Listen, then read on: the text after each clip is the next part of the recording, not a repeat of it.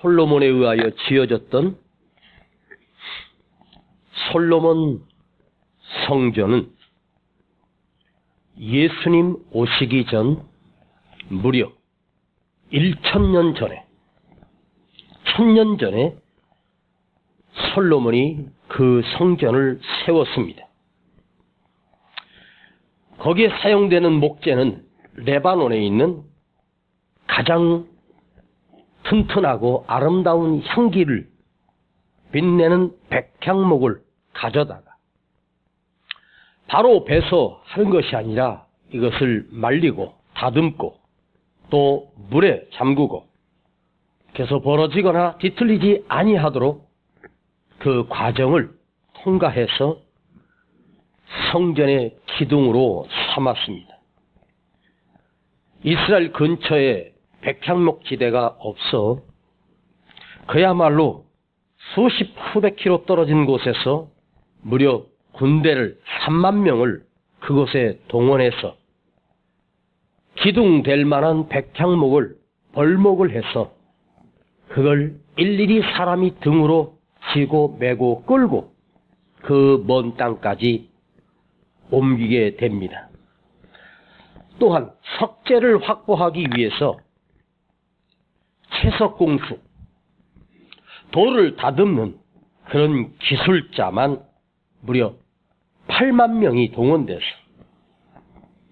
그 돌을 가져오고 그 돌을 깎고 해서 성전의 기초와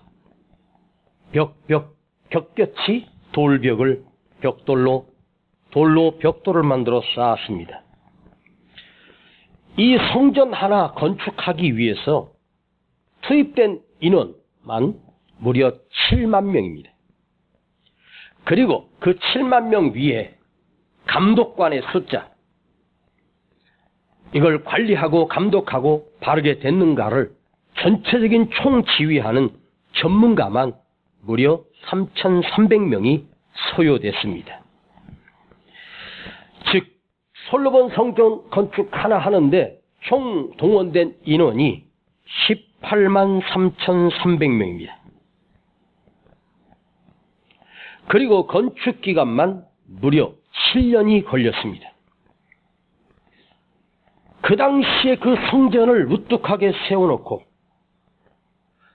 참으로 그 당시에는 그 솔로몬 건축의 그 외모와 웅장함, 화려함은 이스라엘 백성들이 그 건물을 보고 압도당할 만큼 어마어마한 성전이었습니다.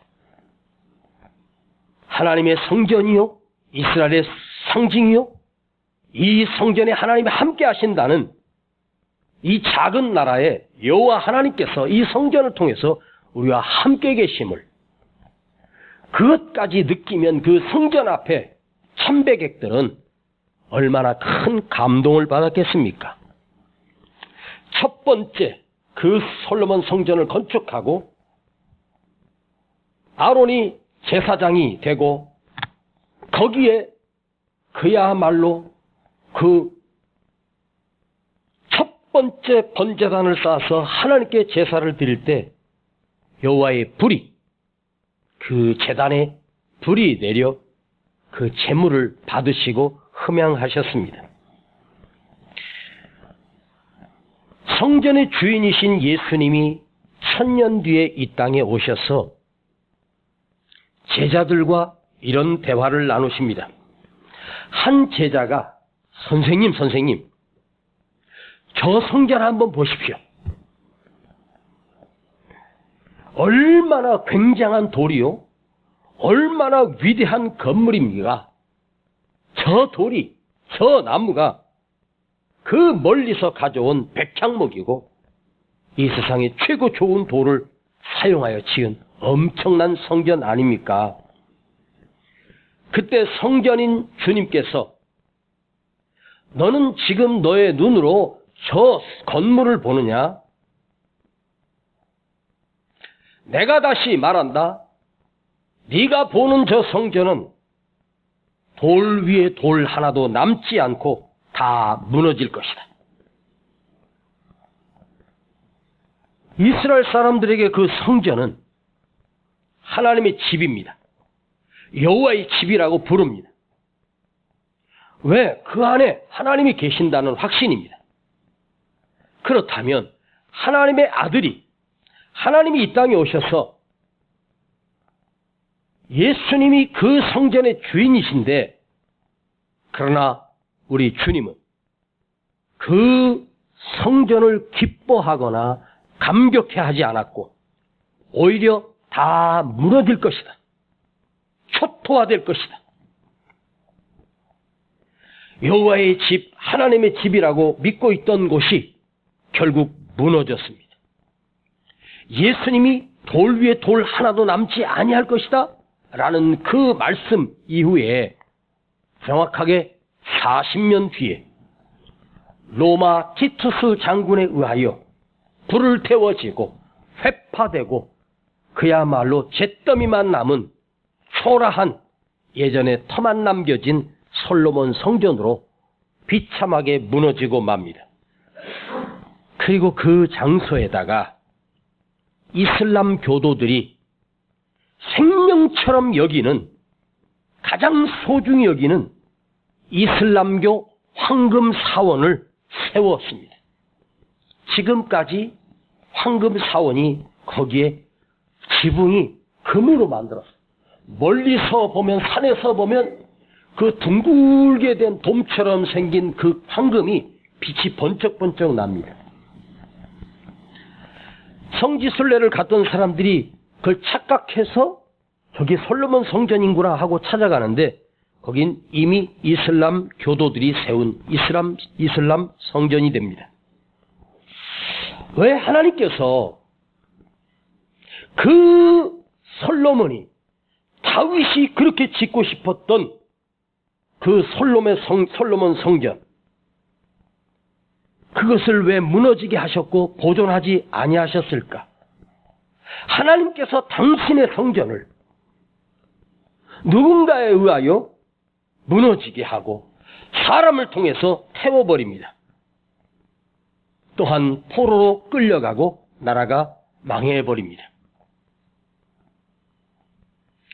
자, 원래 하나님께서 이 땅에, 하나님께서 당신에게 처음으로, 야, 모세야, 너 초라하지만 성막을 지어라.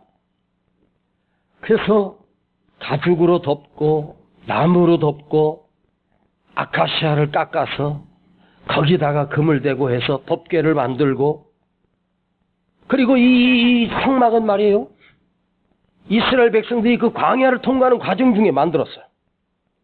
그러다가 구름 기둥이 옮겨가면 그 성막을 다 거둬요. 해체합니다. 이게 조립식이에요. 마치 텐트 치는 것처럼 싹 모아서 또 옮겨가요. 그러다가 구름 기둥이 머물면 또 거기다가 풀어서 그 조립식 성막을 세웁니다. 왜 하나님께서 모세에게 당신의 성전을 화려하게 짓지 않고 초라하게 세우셨을까? 한 곳에 솔로몬 성전이 지었던 그 성전은 그걸 옮길 수가 없지 않습니까? 그야말로 붙박이에요. 부셔서 다른 곳에 다시 세우는 한이 있어도 이걸 그대로 번쩍 들어다가 옮길 수는 없는 거예요. 하나님께서 거하시는 곳이 어느 한 곳에, 한 장소에만 계신다면 그 어찌 광대하신 하나님이 그 초라한 곳에 머물 수 있겠습니까? 하나님이 원하시는 성전은 건물이 아닌 예배자와 함께 예배하며 눈물로 기도하며 그 예배하는 성도의 그 중심 속에 하나님이 함께 계시지, 이런 건물 속에 하나님이 갇혀 계시지 않는다는 것입니다. 예레미야 7장 4절을 보면 예레미야 선지자가 이렇게 외쳤습니다. 너희가 오늘날 저것을 여호와의 전이라 여호와의 전이라 여호와의 전이라 하는 것을 믿지 말라. 예수님 오시기 훨씬 전에 선지자가 이스라엘 백성들이 그 솔로몬 성전을 우상화하니까 너희는 저걸 여호와의 전이라 여호와의 전이라 여호와의 전이라 믿지 말고 속지 말라. 그 거짓을 믿지 말라. 왜 이스라엘 백성 그들에게 그 성전은 너무너무 광대하고 위대하니까 그 성전 자체가 그야말로 우상이 된 거죠. 성전이 세워진 원래 가치, 성전이 왜 그곳에 필요한지 가장 깊은 의미를 잃어버리고 그 건물이 너무 멋있고 너무 잘 지었어. 그러니 그 건물 자체가 우상화가 되는 거죠. 그래서 그 성전 안에 하나님을 가두어 버립니다. 그 성전 안에 갇힌 하나님은 밖으로 나올 수가 없습니다. 즉, 그 결과로 인하여 성도들이 성전에 오면 하나님을 느끼고 임재를 느끼고 그 두려움을 느끼면서 진짜 느꼈는지는 모르지. 그 웅장한 성전에 들어가면 그 하나님의 권능과 권세가 있는 것처럼 압도당하는 것 같고 거룩해지고 정결해지고 말도 함부로 안 하고 생각도 조심하고 미워하던 마음도 거두고 거기서 서로 이해하고 양보하고 손해보며 왜? 그곳에 하나님이 계시니까. 응? 그런데 그 성전을 떠나고 나면 자기 세상으로 가버리면 성전 안에서 예배할 때 그 삶과 그 마음가짐은 밖으로 나와서 그 마음가짐과 삶의 모습은 전혀 다르다는 거예요. 성전에서의 내 경건했던 마음이 내 일터에서도 직장에서도 내 사회 삶에서도 같음이 유지돼야 되는데 일치되지 않는 거죠. 이것을 계속해서 인간이 반복하다 보면 어떤 자가 되느냐? 외식하는 자가 되는 거예요. 그래서 바리새인들이 나옵니다. 거룩한 척하는 거죠. 주님은 그 성전을 향해서 오히려 강도의 소굴로 만들었다는 거예요. 저 성전은 강도의 소굴이다. 너희가 어찌 이 성전을 강도의 소굴로 만들었느냐? 처음에는 안 그랬는데 하나님의 집이기는커녕 오히려 하나님과 단절되고 하나님을 가로막는 방해되는 장소가 되는 거죠. 오늘 주님께서 수가성의 사마리아 여인과 대화를 나눈 내용입니다. 20절을 보면 우리 조상들은 이 산에서 예배하였는데 당신의 말은 예배할 곳이 예루살렘에 있다 하더이다. 자, 사마리아 사람들은 어디서 예배를 했냐면 그리심산에서 예배를 드렸어요. 당연히 유대 사람들은 솔로몬 성전에서 예배를 드리죠. 그러니까 본부가 어디야? 솔로몬 성전이란 말이에요. 역사적인 전통이에요. 그런데 사마리아 사람들은 그 솔로몬 성전을 갈 수가 없어. 그래서 어느 산에다가 제단 하나 놓고 거길 성전 삼아서 대신 그곳에서 예배를 드렸답니다. 자, 지금 이 여자가 묻는 질문은 뭐냐?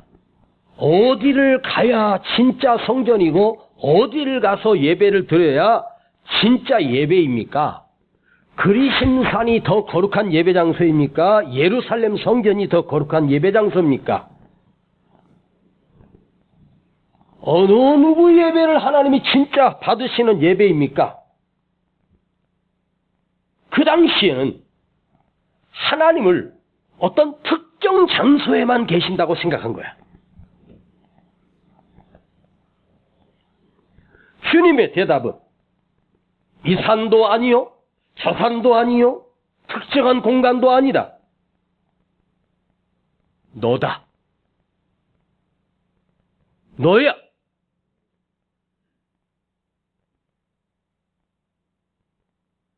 여러분, 이 건물이 우리에게 뭐 얘기를 해줍니까?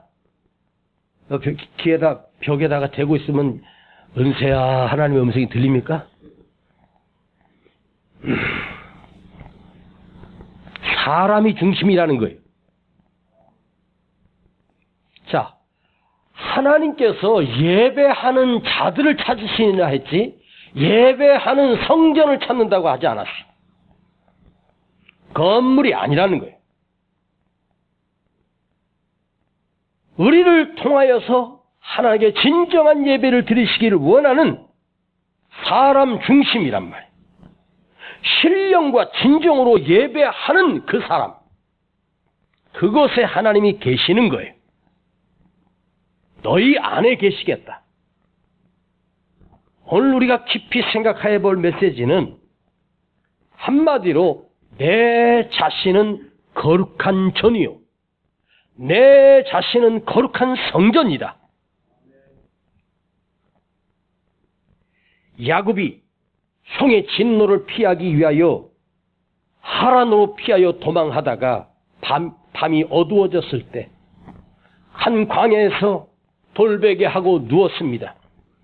그때 하나님께서 야곱에게 환상으로 보여주시면서 하늘과 땅 사이에 사닥다리가 내려오고 천사들이 올라갔다 오르락내리락을 하는 것을 환상으로 보여주면서 하나님의 음성을 그곳에서 야곱이 선명하게 듣게 됩니다.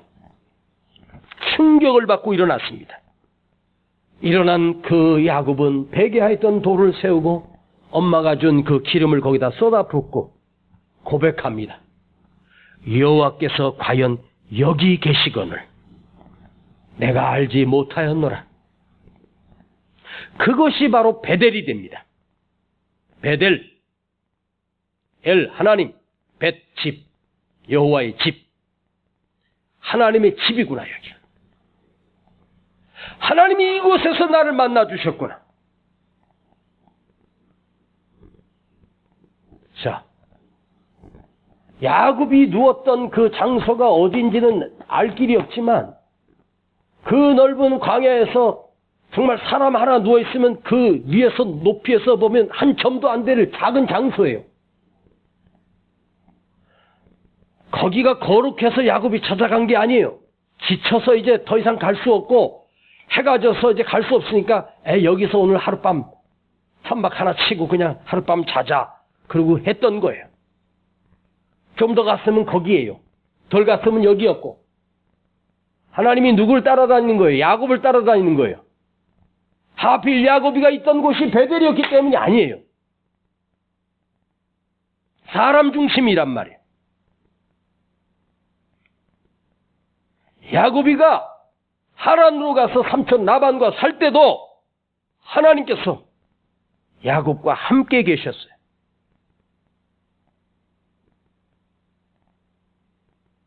그때도 하나님께서 야곱에게 너 다시 일어나 베델로 돌아가라.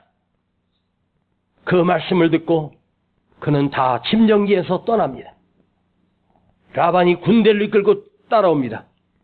하나님의 여호와의 군대가 라반의 군대를 치지 못하도록 만나게는 하시지만 죽이러 온 라반이 어젯밤에 하나님께서 라반아 너 야곱을 건드리면 넌 죽어. 머리카락 하나 건들지 마라. 그는 내 것이다. 경고를 듣고 라반이 건드리질 못합니다. 고린도전서 3장 16절을 보면 너희가 하나님의 성전인 것과 하나님의 성령이 너희 안에 거하시는 것을 알지 못하느냐? 하하, 하나님의 성전이 너희야. 하나님의 성전이 바로 내 자신입니다. 우리는 움직이는 하나님의 성전입니다. 이 공간은 예배드리기 위하여 우리가 모이는 장소일 뿐, 그래서 예배드리는 것 예배당입니다. 그런데 예배하는 자가 한 사람도 없다면 이건 예배당이 될 수가 없습니다. 이곳에서 우리가 예배를 드리기 때문에 예배당이에요. 장소란 말이에요. 여러분 한 사람 한 사람이 성전이 모여서 하나님께서 예배드리기 때문에 여기가 거룩한 여호와의 전이 되는 거예요. 한때 유럽에 부흥기가 일어날 때 그야말로 성전을 누구라도 대형 성전을 만들고 크고 멋진 성전을 열을 내면서 지어왔습니다. 그러나 지금은 그 안에 있어야 할 진짜 성전인 성도가 없어. 텅텅 비어. 술집으로 바뀌고 사교장으로 바뀌고 극장으로 바뀌어버렸습니다. 한때 우리 대한민국에도 성전 건축한다 그러면 막 성도들이 막 나와서 벽돌 날르고 집 팔고 적금 깨고 막 하면서 너도 나도 응? 어느 교회가 성전을 지었는데 그 목사님 꿈이 여의도 순복음교회보다 한 평 더 크게 짓자.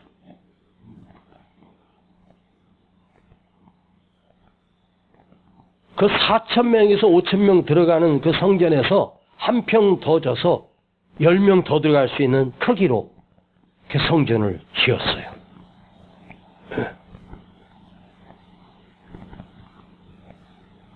그래야 교세가 커지고 목사가 위엄이 있고 힘이 있고 능력이 있다고 착각을 한 거죠. 앞으로 그렇게 크게 지어야 할 성전이 필요하지 않는 시대가 이미 도래했습니다.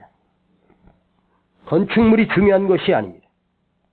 그 안에 진정으로 살아있는 예배자 한 사람만 있으면 그것이 옳은 성전이요 바른 성전이요 진리의 성전이 되는 거예요.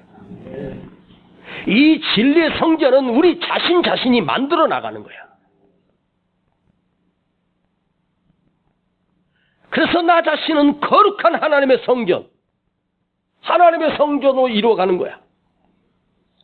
자, 구약의 모세를 통해서 하나님이 지으라고 했던 그 성막, 그 지성소 안에는 하나님이 계시는 공간이에요. 거기에 4가지가 있었습니다. 첫 번째 법궤였습니다. 두 번째 그 뒤에 금초대가 있었습니다. 그리고 분향단이 있습니다. 그리고 진설병, 떡을 세워놓습니다. 이 4가지 중에 한 가지라도 빠지면 그것은 성전이 될 수 없습니다. 자, 첫 번째로 성전이 된다는 것은 여호와의 법궤, 그 궤 안에 하나님께서 모세에게 새겨주신, 돌판에 새겨주신 여호와의 말씀, 하나님의 계명이 들어있습니다. 하나님의 명령이 들어있습니다. 나 외에 다른 신을 섬기지 말라, 내 이웃을 몸과 같이 사랑하라 하는 하나님을 향한 계명과 인간에게 주는 계명을 써주시고 그걸 그 속에 넣었습니다. 그 궤를 누군가가 함부로 열어보다간 즉사하는 일이 수도 없이 일어났습니다. 자, 법궤, 그 안에 여호와의 말씀이 들어있습니다. 하나님이 새겨주신 말씀,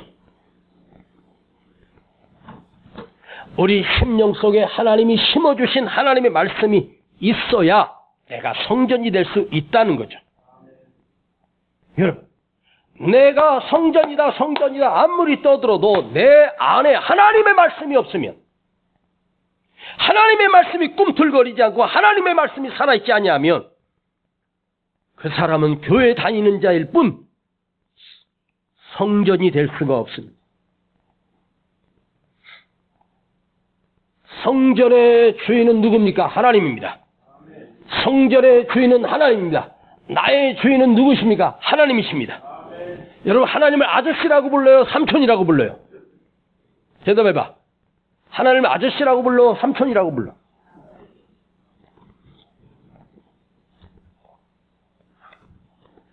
우리 안에 하나님의 말씀을 채우지 않고서는 결코 그 사람은 성전이 될 수조차 없습니다. 성전의 주인이 하나님이시면 그 주인 되시는 하나님의 명령과 하나님의 말씀이 그 안에 살아있을 때만 그 안에 하나님이 계시다는 증거예요. 여러분, 왜 하나님이 나를 버리셨지? 왜 하나님은 나를 돕지 않지? 왜 하나님은 어디 계시는 거야? 나 이렇게 힘든데. 자, 그렇게 찾을 때 하나님이 오셔서 돕는 게 아니에요. 내 안에 하나님의 말씀으로 채워놓으면 그 말씀이 나를 지키고 말씀이 인내하게 하고 말씀이 이겨내게 하고 말씀이 힘을 공급합니다. 말씀은 곧 여호와라. 말씀은 곧 그리스도. 빛이요. 저 멀리 계신 하나님이 찾아와서 나를 어루만져 주시고 함께 해주시고 위로해 주고 또 떠나버리는 게 아니에요. 우리 안에 그의 말씀과 함께 영원히 거하시고 계셔. 그래서 이 말씀을 듣는다는 것이 얼마나 중요한가. 몽골 라마 불교 사원이 있는데 큰 철로 된 금속 원통으로 됐는데 그걸 마니차라고 해. 마니차. 사람들이 그 마니차를 잡고 한 바퀴를 돌리면 그 불교의 경전을 우리 성경보다도 더 엄청난 경전을 한 번 읽고 가는 거야. 이것도 조그맣게 만들어가지고 이거 뺑뺑뺑뺑 돌려. 이거 세통으로. 한 바퀴 돌릴 때마다 경전 한 번씩인가 하루에. 100바퀴 돌리면 100번 읽어. 말이 돼? 에? 그 경전을 읽으려면 아마 몰입해서 1년을 넘게 걸릴지도 몰라. 뜻을 생각하면서 읽으면 평생을 깨우칠 수도 없어. 근데 그 마니차 돌리면 불교의 경전을 다 읽었대. 이게 뭐 하는 거야? 그냥 그걸 만들어서 팔아요, 그걸. 알지도 못하고, 새겨 듣지도 못하고, 그냥 돌리는 거야. 그 천주교 신자들은 묵주라 그러나? 손가락에다 이렇게 반지 같은 거 있는데 이렇게 겉에 이렇게 돌리게끔 이걸 계속 돌려. 하루에 자기가 100바퀴를 돌린다네. 그거 돌리면 그거 한번 돌리면은 하나님의 말씀이 내게 임해?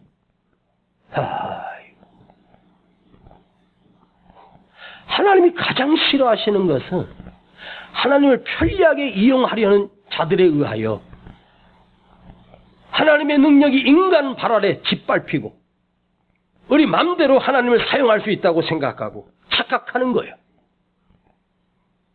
우리 안에 여호와의 말씀이 살아계실 때 예배가 얼마나 중요한 거예요. 그대가 언젠가 병이 들어서 더 이상 성전에 나와 예배 드릴 수 없을 때가 될 때 그 예배를 사모하고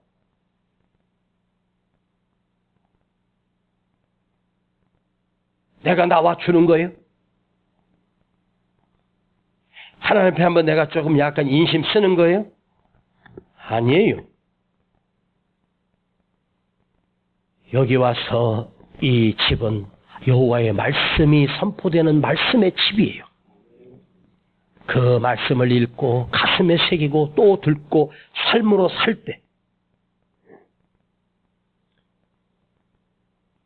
프랑스의 가톨릭 교회가 무너질 때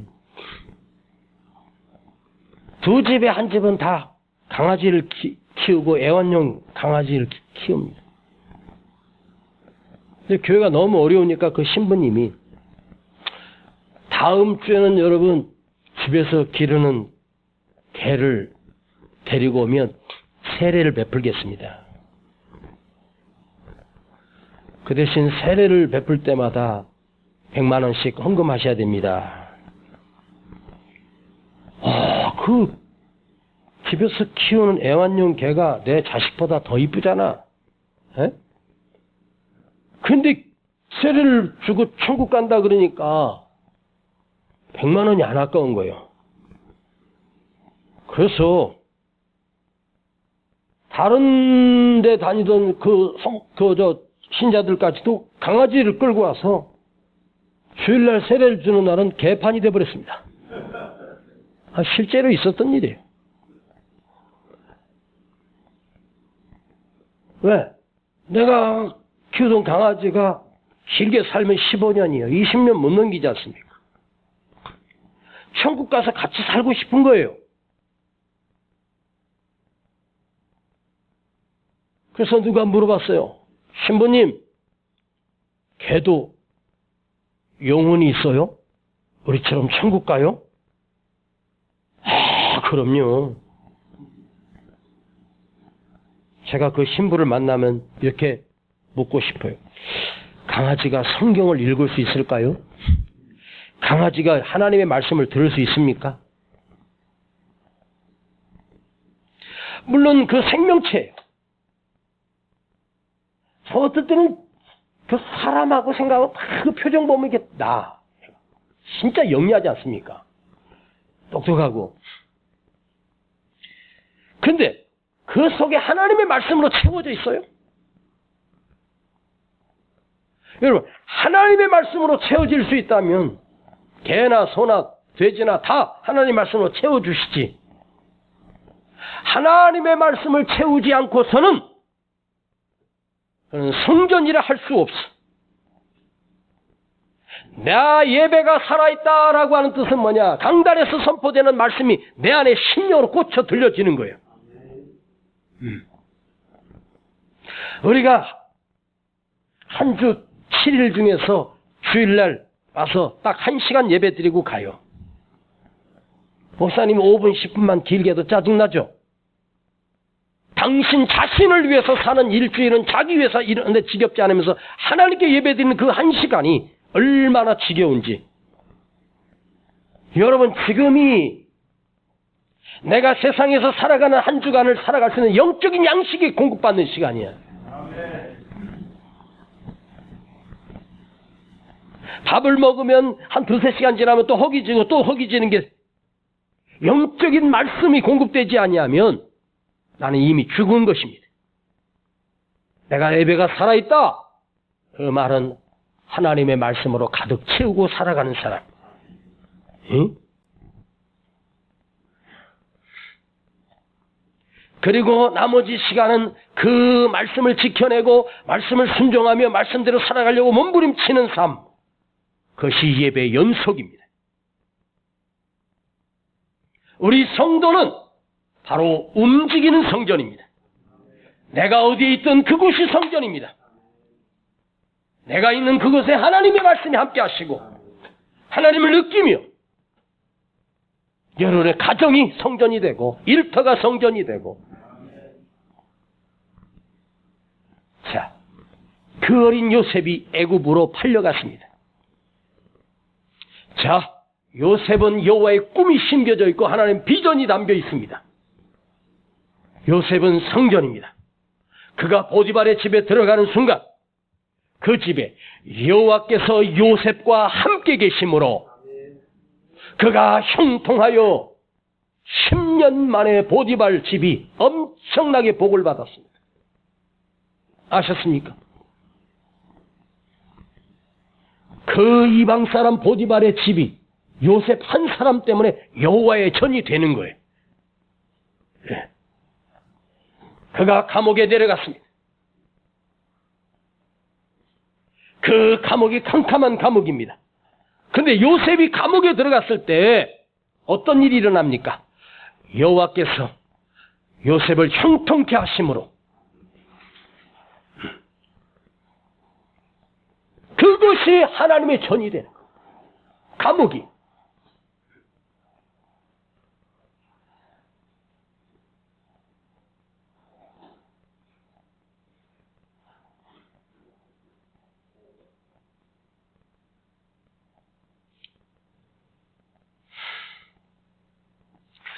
자, 요셉이 있는 이집트가 어찌 변화가 됩니까? 7년의 흉년이 왔을 때, 여러분 1년 흉년이 아니라 7년의 흉년이 계속돼. 먹을 것이 없고 물도 구할 수가 없어. 그때 여호와의 전이었던 요셉을 통해서 이집트뿐만 아니라 그 주변 국가들을 먹여 살리게 됩니다. 그가 성전이니까. 자, 바울이 로마에 가서 죄수의 몸으로 들어가서 거기서 비참하게 목베임을 당해서 죽습니다. 그러나 사도 바울이 로마에 가서 선교함으로 인해서 성전인 사도 바울이 그 바울 하나로 인해서 온 세상의 복음화가 펼쳐지는 원초 기지가 로마였습니다.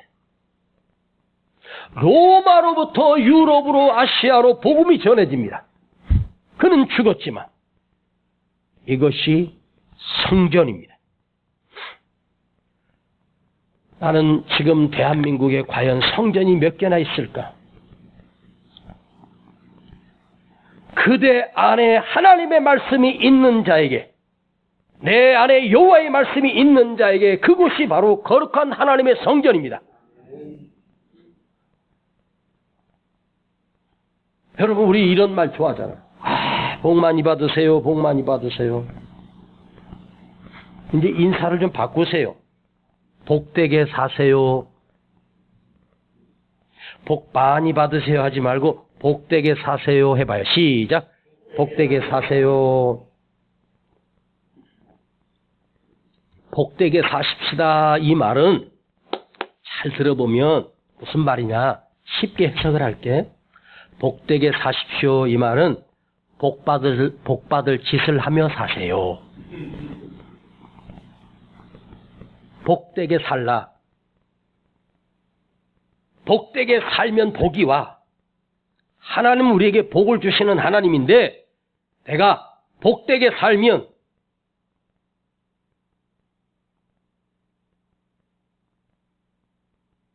주님이 이 땅에 오셔서 공생에 시작하시면서 산에 오르셔서 복을 말씀하셨어. 8가지 복인데 8복입니다. 자, 심령이 가난한 자는 복이 있나니. 완전히 거꾸로 말씀하셨습니다. 그런데 주님이 오셔서 하신 말씀은 진짜 복은, 자, 우리는 지금까지 예배 잘 드리면 받는 복만 생각하는 거야. 이렇게 해서 복 받아야지, 복 받아야지, 복 받아야지. 받는 복에만 주목하니까 우리 유대교 사상, 불교 사상에서 그 기복신앙, 복 받으면 된다고 생각하는 거야. 아니지. 받는 복에다 목숨을 걸지 마. 사는 복을 알아야 돼. 심령이 가난한 자는 복이 있나니, 애통하는 자는 복이 있나니, 손해보는 자가 복이 있나니, 사는 복을 말씀하셨어. 받는 복이 아니야. 여러분, 지금까지 받는 복이 있다고 생각했지. 복 받으려고 했더니 아무 받은 것도 없어. 복은 사는 것에 있다고. 삶에 달려있단 말이야. 내 안에 하나님의 말씀을 가득 채우고 내가 말씀대로 살아가고 말씀대로 손해보고 말씀대로 울며 그대가 하나님의 성전입니다. 혹시나 진짜 꼴보기 싫고 왼수 같고 눈도 마주치기 싫고 누구랑 담을 치고 사시는 분 계신다면 그 사람은 거룩한 성전이 될 수가 없습니다. 내 이웃을 내 몸과 같이 사랑하라 했어. 원수도 사랑하라고 그랬어. 복된 자가 될 수가 없어요. 사는 복이라니까. 말씀을 지키고 예수님 때문에 용서하고 예수님 때문에 화목하고 내가 용서받았던 그 사람이기 때문에 용서하고 사랑하는 거예요. 지금 주님이 누구를 만났습니까? 가장 비참한 사마리아 여인을 만나서 그 우물가에서 1시간이 넘도록 그와 대화해 주십니다. 찾아오셔서 도저히 만나서는 안 될 사회적으로 세상적으로 보면 아니 예수님이 누구예요? 하나님이십니다. 유대인들이 가장 천멸하는 사마리아, 그 사마리아 여인 중에서도 가장 비참하게 살았던 이 여자, 창녀 같은 여자. 근데 주님이 그를 찾아가셔서 기꺼이 만나주셨습니다. 그리고 그 여자가 드디어 성전으로 바뀝니다. 와 보라. 와 보라.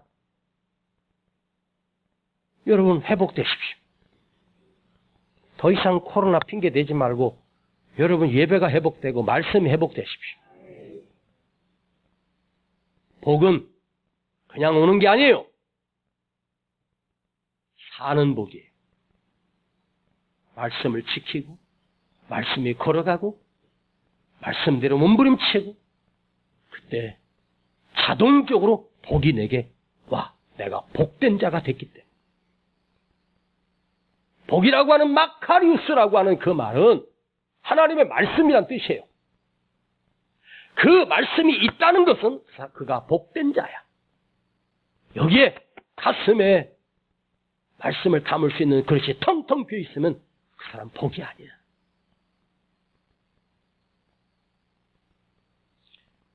우리 모두가 참된 성전이 되십시다. 기도합시다. 하나님 아버지 감사합니다. 가짜 성전, 껍데기 성전,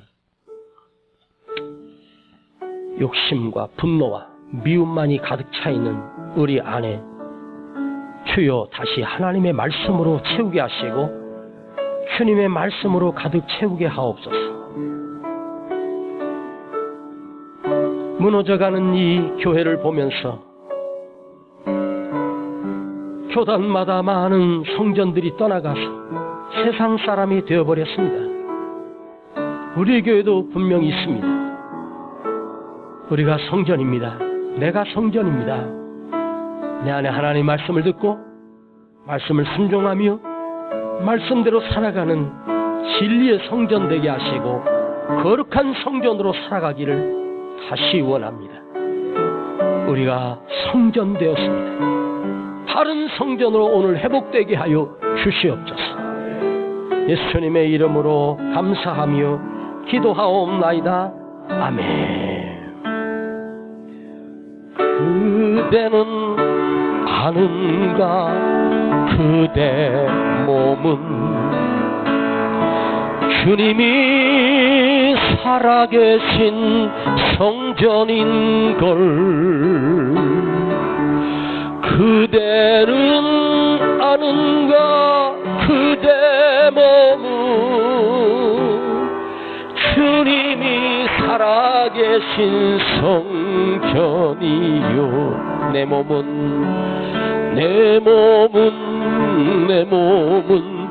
성전이요. 내 몸은 성전이요. 내 몸은 성전이요. 주님이 살아계신 성전. 우리 먼저 하나님 앞에 예물 드립니다. 찬양과 능력과 영광 주께. 찬양과 능력과 영광 주께. 찬양과 능력과 영광 주께. 그대는 주님 계신 성전이요. 당신도 성전이요. 당신도 그대도 성전이요. 당신은 성전이요. 주님이 살아계신 성전이요. 우리는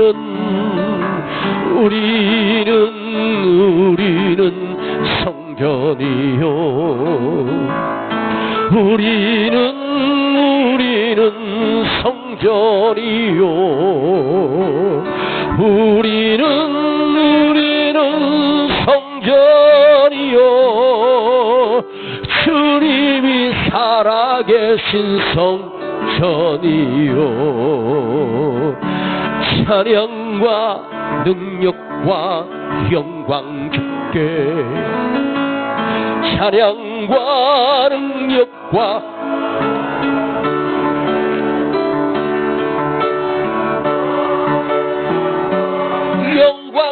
함께 우리는 주님 계신 성전이요 네 몸은 내 몸은 성전이요 내 몸은 성전이요 내 몸은 성전이요 누가 살아계십니까?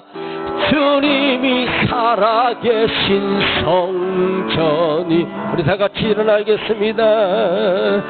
이제는 성전이요 이제는 성전이요 이제는 성전이요 말씀이 살아계신 성전이요 두 손 가슴에 묻고 주님 내 안에 말씀으로 오신 주님 말씀으로 살아계신 주님 내가 어느 현장에 있어도 주님이 나와 함께 하시는 내 몸이 성전입니다. 이 안에 새겨진 말씀들이 삶의 현장에서 위기 가운데서 고통 가운데서 말씀이 나를 이기게 하시고 이겨낼 수 있게 하시고 말씀이 기억나게 하시고 성령님이 주장하여 주시고 이미 와 계신 나의 주님 성령님께서 내 안에 함께하고 계십니다. 주여 날마다 내가 말씀을 지켜내게 하시고 말씀대로 살아가게 하옵소서. 받는 복을 추구했습니다. 이제는 사는 복을 추구하며 살겠습니다. 복된 자로 살겠습니다. 말씀대로 살겠습니다. 저들이 어디든지 거룩한 성전이 되어서 빛을 발하게 하시고 저들을 보는 자들이 그를 보고 구원받게 하여 주시고 예수 믿는 역사가 일어나게 하옵소서. 우리 한번 기도합니다. 주여 아버지 내가 성전입니다. 말씀을 지키는 성전입니다. 내 안에 말씀을 가두고 말씀을 새기며 말씀을 붙들고 살게 하옵소서. 그래서 주님이 원하시는 바른 성전으로 살게 하여 주시옵소서. 아버지 하나님이 예배가 얼마나 소중하며 말씀 듣고 말씀을 읽고 날마다 말씀이 내 안에서 솟아오르게 하옵소서. 말씀을 지키며 말씀대로 움직이며 말씀대로 순종할 수 있는 은혜와 능력을 도와여 주시기를 간절히 원합니다. 주님 도와주시옵소서. 아버지가 만져주세요. 나는 주님이 살아계신 말씀이 살아계신 거룩한 성전입니다. 이것을 평생 잊지 않게 하옵소서. 성전으로 살아가는 저들 되게 하옵소서.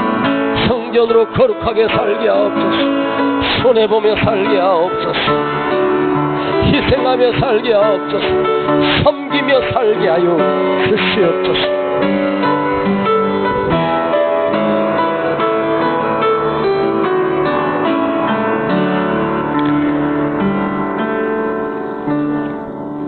아버지 감사합니다.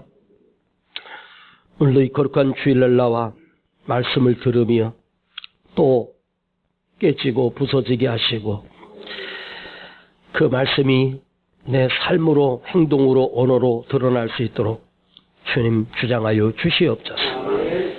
아버지 앞에 예물 드립니다. 주님께 드릴 수 있는 지혜 주셔서 감사드립니다. 주님 받으시고 연락하여 주시옵소서.